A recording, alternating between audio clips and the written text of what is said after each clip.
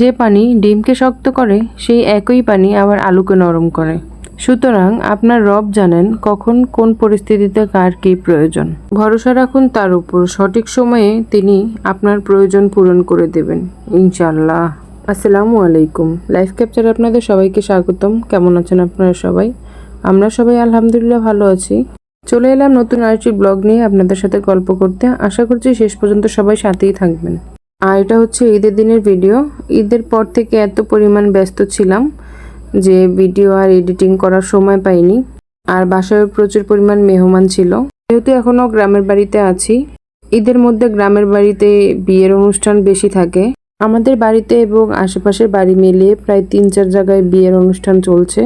আর বিয়ের অনুষ্ঠান মানেই তো গান বাজনা হবেই। চারিদিকে এত পরিমাণ লাউড সাউন্ড দিয়ে গান বাজানো হচ্ছে যে ভয়েস দেওয়ার কোনো পরিস্থিতি নেই। তাই ভিডিও দিতে অনেক বেশি দেরি হয়ে গেছে। আমাদের কুরবানির গরু জবাই হয়ে গেছে, গোশ কাটা হচ্ছে। ওখান থেকে কিছু গোশ বাসায় পাঠিয়েছে রান্না করার জন্য। এখানে 6 কেজি গোশ আছে। এগুলোকে আমি কেটে নিয়েছি। কেটে খুব ভালোভাবে ধুয়ে আমি এখন এগুলোকে বসিয়ে দিচ্ছি আর হাতে মেখেই বসাচ্ছি। আমার কাছে গরু গোশ সবসময় হাতে মেখে রান্না করলেই ভালো লাগে। আর এখানে 6 কেজি গোশ অনুযায়ী মশলাটা আমি একটু কমই ব্যবহার করেছি। কুরবানির গোশে আমার কাছে মশলা কম দিয়ে রান্না করলেই খেতে ভালো লাগে।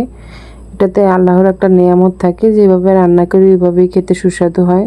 এখানে আমি পরিমাণ মতো হলুদের গুঁড়ো, মরিচের গুঁড়ো, লবণ, আদা রসুন বাটা, জিরার গুঁড়ো, ধনিয়ার গুঁড়ো এবং গরম মশলা গুঁড়ো আর সাথে দিয়েছি সয়াবিন তেল দিয়ে খুব ভালোভাবে মেখে নিয়েছি।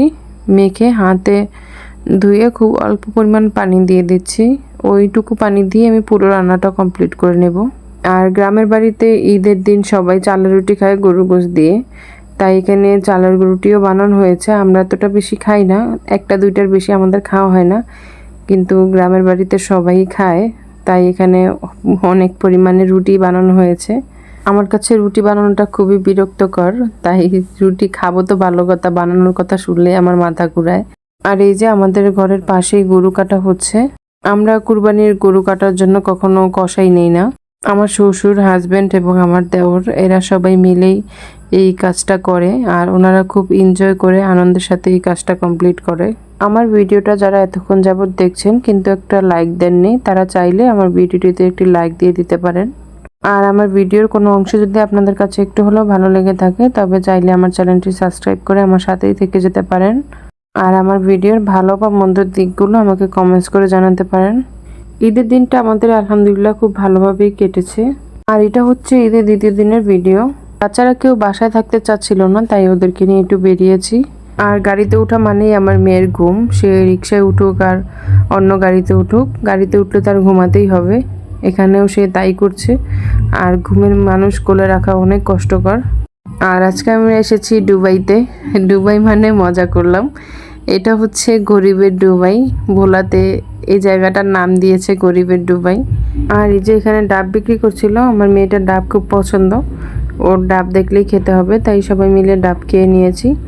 ঢাকার মতোই, ঢাকাও যেরকম 100-150 টাকা একটা করে ডাব, গ্রামের বাড়িতেও 80 টাকা 100 টাকার কমে এখন ডাব নারিকেল পাওয়া যায় না। আর এই যে বাচ্চাদের যে কাজ, বেলুন খেলনা দেখলেই তাদের নজর শুধু এখানেই যায়, তাই বেলুন কিনবে, বেলুন কিনে দেওয়া হয়েছে। আর আজকে আমাদের সাথে এসেছে আমার ছোট ননদ, ননদের হাজবেন্ড এবং ওর মেয়ে। আর এই যে গরিবের দুবাই, চলুন সবাই একসাথে ঘুরে দেখি।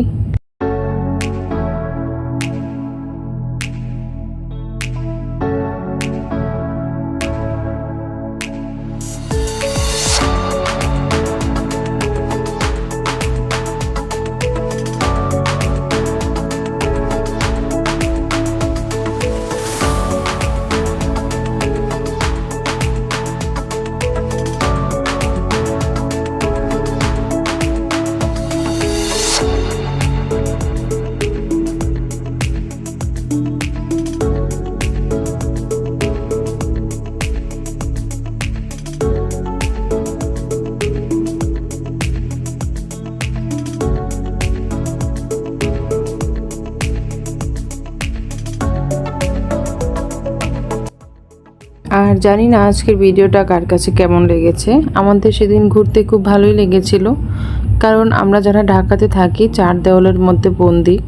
আমরা এরকম খোলামেলা পরিবেশ, পানি, নদী, গাছপালা প্রচুর পরিমাণ মিস করি। আর যখন পাই তখন প্রাণ ভরে উপভোগ করার চেষ্টা করি। আজকেও তাই করছিলাম, ছোট বাচ্চাদের মতো পানিতে নেমে গিয়েছি। আর এখান থেকে ঘুরে এই একই দিনে আরেকটি সুন্দর জায়গায় গিয়েছিলাম ঘুরতে, সেটা নেক্সট ব্লগে আপনাদের সাথে শেয়ার করব। আজকের জন্য এইটুকু। যারা এতক্ষণ যাবত ধৈর্য ধরে আমার ভিডিওটা দেখছেন তাদেরকে অসংখ্য ধন্যবাদ জানিয়ে আজকের জন্য বিদায় নিচ্ছি। আসসালামু আলাইকুম।